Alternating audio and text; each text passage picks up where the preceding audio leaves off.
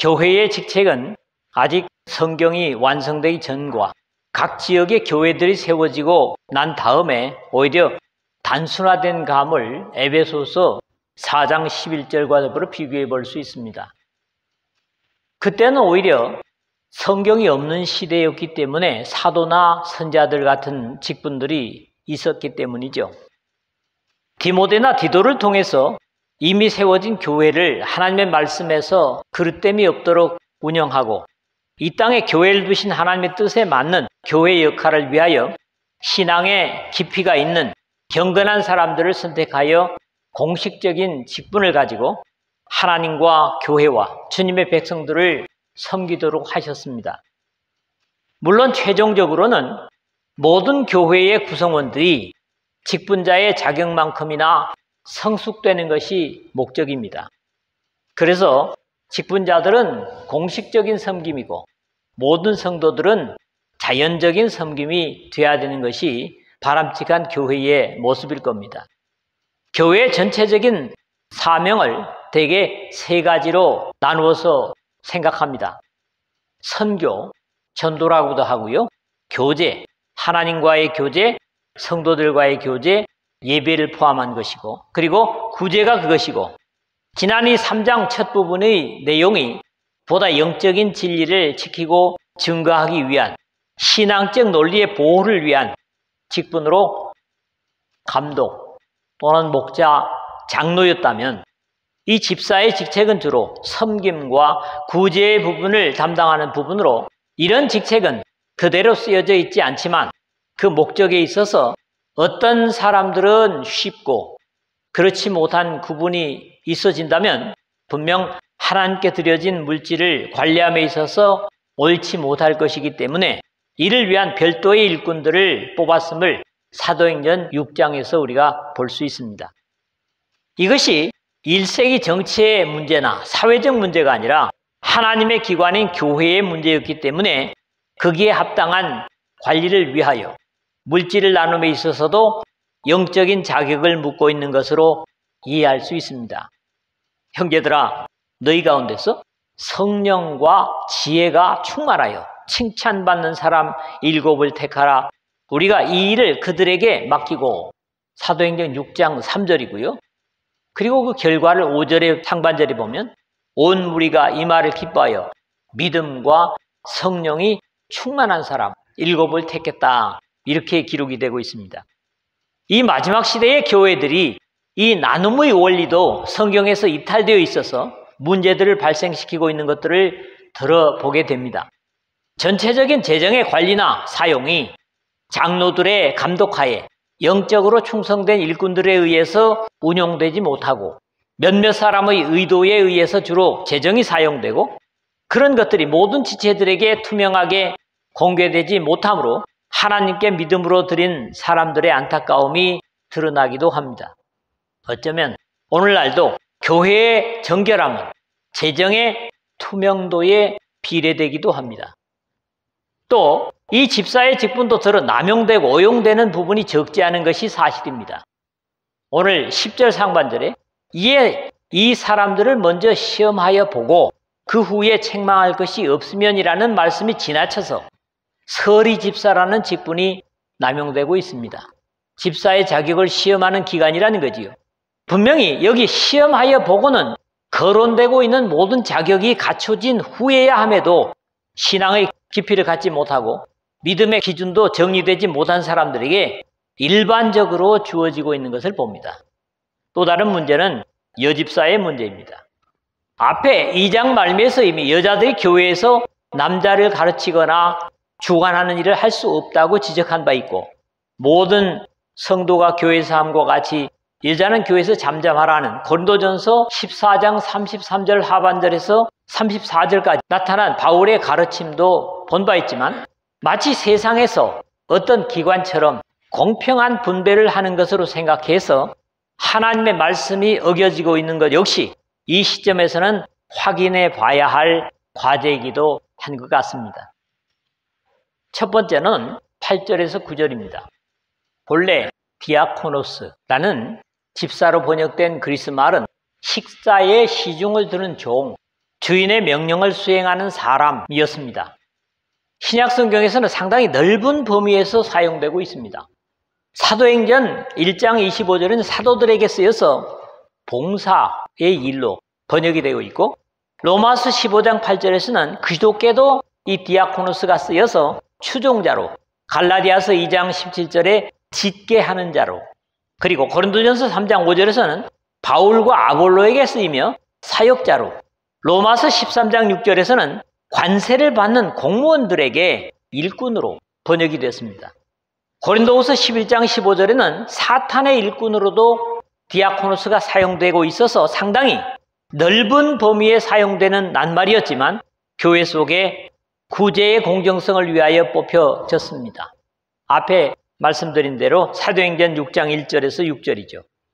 앞의 감독의 자격과 함께 생각하기 때문에 이와 같이로 연결되고 있는데, 바로 이런 영적인 감독과 같은 신앙의 범주를 생각하기 때문에 이와 같이로 연결되고, 이 두 구절에 적어도 6가지의 신앙적 덕목을 지적하고 있는데, 각각 3가지는 적극적으로 반드시 가져야 할 신앙적 자세라면 부정적으로 가져서는 안 될 3가지를 말하고 있습니다. 물론 이어지는 11절에서 그들의 아내들도 4가지 신앙적 덕목을 가지고 남편과 믿음이 같은 부부여야 함을 덧붙이고 있습니다. 이와 같이 집사들도 정중하고 일구이연을 하지 아니하고 술에 인박이지 아니하고 더러운 일을 탐하지 아니하고 8절에 했는데, 한 가지의 긍정적인 모습과 3가지의 부정적인 자세를 지적합니다. 여기 정중하고라는 말은 셈노스라는 그리스어인데, 숭고한, 존귀한, 존경할 만한, 존엄한, 거룩한 그런 의미들까지도 갖는 낱말이 4절에서 감독의 자녀들에게도 볼 수 있는 모습이었습니다. 또한 뒤에 11절에 직분자들의 아내들에게도 요구되고 있는 신앙의 덕목입니다. 있어서는 안 될 내용이 이어지고 있습니다. 일구이연을 하지 아니하고, 이 말이 this 2번, 영어로 twice죠. 그리고 로고스, 말이 둘이 합쳐져서 디로고스, 그런 그리스어입니다. 이중으로 말하는, 거짓말하는, 누구에게나 같은 말을 하지 않고 사람에게마다 다른 말을 하는 신실하지 못한 사람에서는 안 된다는 경계입니다. 적어도 신앙인은 2가지 말을 직분자가 아니라도 해서는 안 될 겁니다. 술에 인박이지 아니하고 했는데, 앞에 3절에 감독의 자격에서 술을 즐기지 아니하며 하는 정도를 넘어선 알코올 중독이 되어 있는 상태까지를 의미하는 표현입니다. 하나님의 일을 하는 사람이라면 성령에 취해 있어야지 알코올에 인박해서 있으면 안 된다는 거죠. 3번째는 더러운 일을 탐하지 아니하고 그랬습니다. 3절에 돈을 사랑하지 아니하며 라는 것과는 좀 더 다른, 정당하지 않은 방법이나 지나친 욕심으로 만들어지는 이익을 거절하는 깨끗한 경제생활을 의미하는 겁니다. 가룟 유다는 역시 그렇지 못한 데서 실패하는 사도가 되고 맙니다. 이렇게 말하면 가난한 사람들을 생각함이 아니요 그는 도둑이라 돈꾀를 맞고 거기 넣은 것을 훔쳐가미러라. 요한복음 12장 6절이죠. 우리 주 예수 그리스도를 위한 돈을 자신의 것으로 착각하는 인물이었기 때문입니다.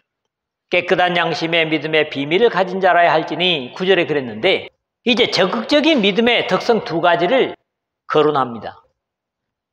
그리스 원문에는 믿음의 비밀을 가진 자가 먼저 나타납니다. 사실 하나님께서 창세전부터 예정하시고 시행하신 구속의 신비는 마귀 사탄도 알아채지 못한 신비에 속한다고 자주 말씀을 드립니다마는, 비록 하나님께서 범죄케 한 사탄에게 창세기 3장 15절에 이미 선언을 하셨지만, 예수 그리스도의 십자가 구속의 역사는 마귀 사탄으로서는 상상도 할 수 없는 신비에 속한 것이기 때문에 마귀 사탄도 손을 들 수밖에 없었습니다. 참으로 구원받은 사람은 이 그리스도의 구속의 신비를 나름대로 자신의 삶에 헤아리고 감격하는 사람들이고, 그런 사람들이라야 이름 없이 빚도 없이 주님을 위해서 헌신할 수 있을 것입니다. 깨끗한 양심이라고 했는데 1장 5절에서 바른 교훈의 목적이 뭐였습니까? 청결한 마음과 선한 양심이라 했고, 또 1장 19절에서는 다시 디모데에게 믿음과 착한 양심을 가져라 이렇게 격려를 한 바 있습니다. 범죄 후의 양심은 이미 옳고 그름을 구분할 수 없는 이름뿐인 양심이 되고 말았다고 앞에서도 말씀을 드린 바 있습니다. 다만 예수 그리스도의 피로 씻김을 받은 거듭난 양심만이 하나님께서 창조하신 하나님을 닮은 선한 양심일 수 있습니다. 깨끗한 양심의 믿음의 비밀을 가진 자라야 할지니 이 구절의 구성 자체가 하늘의 직분자로서의 모습을 보여주고 있습니다. 즉 깨끗한 양심의 마음그릇에 믿음의 비밀, 복음의 신비를 담고 사는 사람이라야 우리를 거듭나게 하신 하나님과 그 사람들을 섬길 수 있는 신령한 역할을 감당할 수 있을 것이기 때문입니다. 우리 교회에 집사직을 가진 여러분들, 또 모든 성도 여러분, 이런 복된 섬김의 자세로 사시기를 주님의 이름으로 축복합니다. 두 번째는 10절에서 11절입니다. 세움과 그리고 아내까지도 경건을 이야기하는 신앙 일체의 부부를 말하고 있습니다. 검증되지 않은 도구는 올바른 역할을 할 수 없고 사용할 수 없습니다. 특히 세상의 기관에서도 각 사람의 전공과 감당했던 일의 경력을 검증한 후에 일을 시키지만 교회의 직책은 그렇게 세상의 방법으로 검증할 수 없고, 특히 그냥 한 사람으로서의 일꾼이 아니라 아담과 하와처럼 남녀 양성을 완전히 갖춘 신령한 인격체로서의 하나님의 기관이요 집인 교회를 섬기게 하기 위해 때문에 여기에 대한 검증과 아내의 신앙인격까지 점검하는 겁니다. 이에 이 사람을 먼저 시험하여 보고 그 후에 책망할 것이 없으면 집사의 직분을 하게 할 것이요 10절인데, 앞에 8, 9절에서 자격의 여부를 확인했다면 다음 단계로 그 자격의 진위와 구원에 관한 확신으로 하나님과 사람을 섬길 수 있는가의 검증을 한 후에야 이 직분을 맡기라는 것으로 그 단계는 적어도 4가지 정도 거치고 있습니다. 이 사람을 먼저 시험하여 했는데 도키마조라는 그리스어가 쓰였습니다. 금속이 포함된 돌을 녹여서 함유된 필요한 금속만을 뽑아내는 것을 의미하는 낱말로 절대로 간단한 테스트가 아닙니다.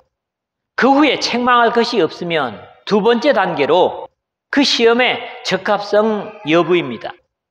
당연히 적합하지 못한 사람이라면 그 일에서는 제외해야 하는 것은 합당한 것이죠.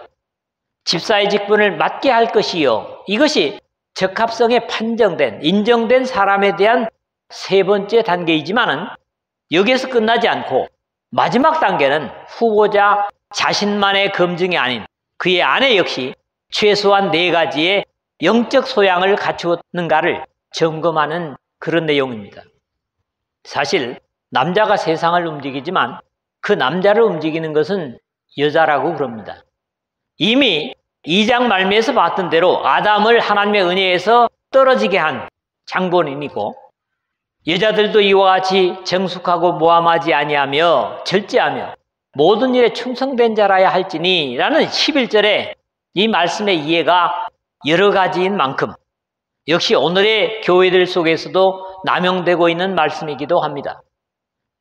복잡하게 이해할 필요가 없이 전체적인 논지의 흐름만 봐도 이것이 여자 집사를 의미하는 것이 아님을 어렵지 않게 이해할 수 있겠지만은 하나님의 명령보다도 사람을 기쁘게 하려는 휴머니즘적인 전제가 현재 교회들에게서는 먼저이기 때문에 이 말씀을 여자 집사의 근거로 삼고 있는 것이 사실입니다. 여자들도 이와 같이 귀내라는 명사고 혹격으로 귀나이, 그리고 여기선 귀나이카, 여자들도 이와 같이 이런 그리스어입니다. 예수님께서 포도주가 없다고 하는 어머니의 말에 어머니를 향해서 귀나이, 여자여 그런 표현을 썼고, 십자가에 달리셨을 때 아래에 있는 어머니를 향해서 역시 귀나이 한 것입니다. 대개 아내, 애인, 과부 또는 내연의 처 이런 의미로 쓰이는 낱말이고 아내라는 말로 번역된 것이 우리 신약 성경에서 가장 빈번합니다. 다 아내로 번역되고 있습니다. 객관적인 번역들일수록 아내로 번역하고 있는데 영어 번역들은 다 놔두고 우리 한국어로 번역된 것들을 보면 이 직분자들의 아내라고 하는 번역으로 흠정역, 요즘 많이 읽혀지고 있는 거죠. 또 한글 킹제임스, 공동번역, 현대인의 성경, 현대어 성경 전부 이 직분자들의 아내로 번역을 하고 있습니다. 이 말씀을 여자 집사로 단정하기 어려운 또 하나의 이유는 바로 연결되어지는 다음 절도 문제가 될 수 있습니다. 집사들은 한 아내의 남편이 되어 자녀와 자기 집을 잘 다스리는 자일지니 12절에 한 것과 같이 여자는 절대로 한 아내의 남편이 될 수 없는 것이 사실입니다.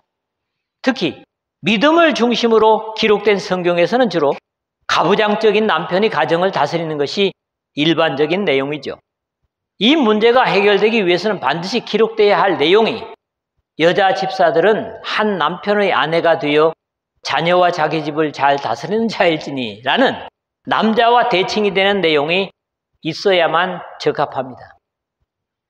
앞에서 이미 여자는 창조의 질서에서 타락의 이유에서 범죄한 사람을 회복해가는 교회에서만은 남자를 앞서거나 가르칠 수 없다는 사실을 2장 13절 14절에서 증거한 바 있습니다. 그러므로 일관성이 없는 어떤 논리는 사실 호소력이 약합니다. 중요한 것은 직분자들의 아내들 역시 4가지 정도의 신학적 경건성이 검증돼야 함을 증거하고 있는 겁니다. 첫 번째가 정숙하고 그랬는데 이미 8절에서 집사의 자격에서 거론된 내용입니다.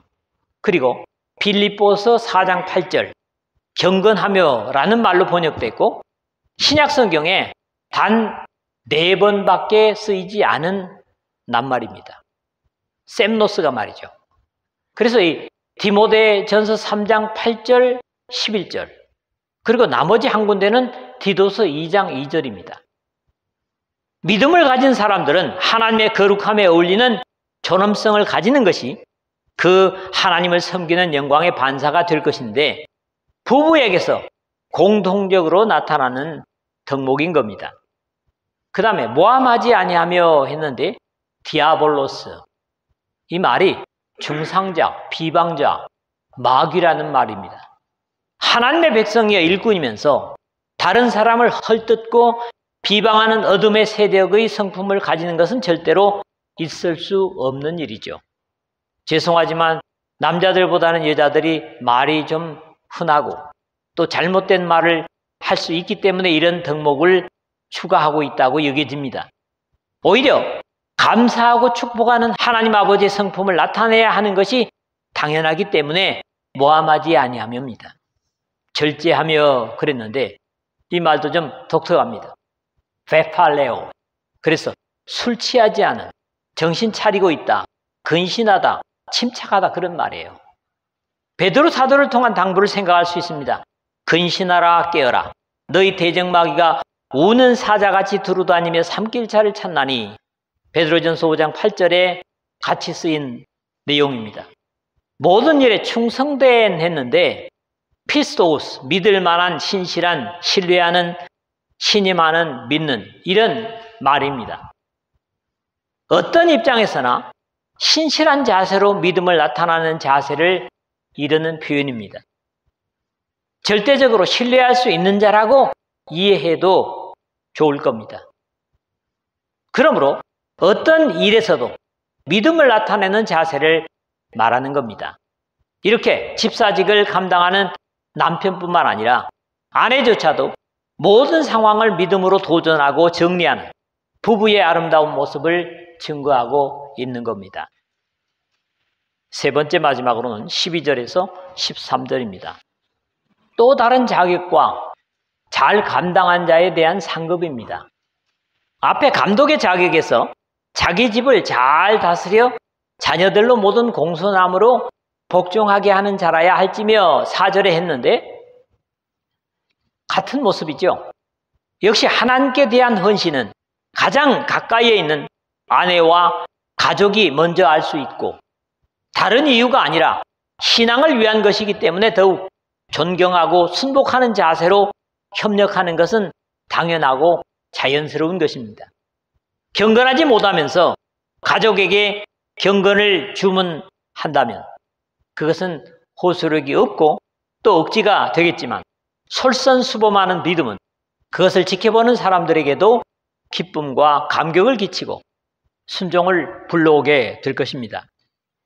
집사들은 한 아내의 남편이 되어 자녀와 자기 집을 잘 다스리는 자일지니 12절인데 감독뿐만 아니라 집사직을 가진 사람도 신앙에 있어서 가정이 모범이 되어야 하는 것은 당연합니다.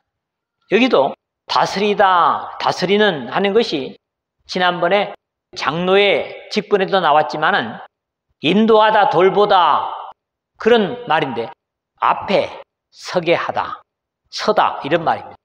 프로 하면 앞에, 그 다음에 히스테미 그런 두 단어가 합쳐진 말이죠. 프로이스테미. 세상의 지도자들은 대부분 부하들을 앞에 두고 자신은 뒤에 섭니다. 그러나 신앙의 사람은 언제나 자신을 앞에 두는 것이 사실입니다. 위험에 노출해도 자신이 먼저임을 의미하기 때문에 감독에게 있어서는 미쁘다 이 말이요. 그 사람이 감독의 직분을 얻으함은 선한 일을 사모하는 것이라 함이로다 1절에서 우리가 봤습니다. 믿음직한 신앙의 지도자는 언제나 자신을 앞에 두고 자신을 이렇게 말하고 있는 겁니다. 집사들은 한 아내의 남편이 되어 자녀와 자기 집을 잘 다스리는 자일지니 아내에게는 둘도 없는 남편으로 자녀들에게는 모범스러운 믿음의 아버지로 어떤 어려움이나 위기 속에서도 흔들림이 없는 해결자로 나서는 위기나 어려움 속에서도 가족들이 두려움을 갖지 않도록 마치 문제가 어려움이 아닌 것처럼 주님을 의지하여 처리하는 믿음을 가족들에게 끼치는 것이 믿음의 남편이고 믿음의 아버지의 모습으로 다스리는 겁니다. 이제 이러한 하나님의 집인 교회의 일꾼에게 주어지는 약속도 분명합니다. 집사의 직분을 잘한 자들은 아름다운 지위와 그리스도 예수 안에 있는 믿음의 큰 담력을 얻느니라. 13절인데 사실 무엇을 하든지 무슨 직분을 맡았든지 최선을 다하는 것이 잘 감당하는 비결입니다.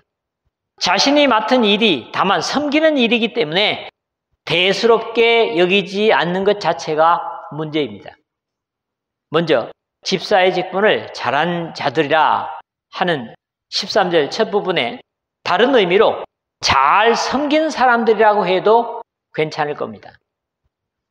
우리 주 예수 그리스도께서 직접 인자가 온 것은 섬김을 받으려 함이 아니라 도리어 섬기려 하고 자기 목숨을 많은 사람의 대속물로 주려 함이니라. 마태복음 20장 28절이나 마가복음 10장 45절에 말씀하심으로써 죄에 신음하는 인류를 구원하기 위하여 섬기러 오셨음을 친히 말씀하셨습니다.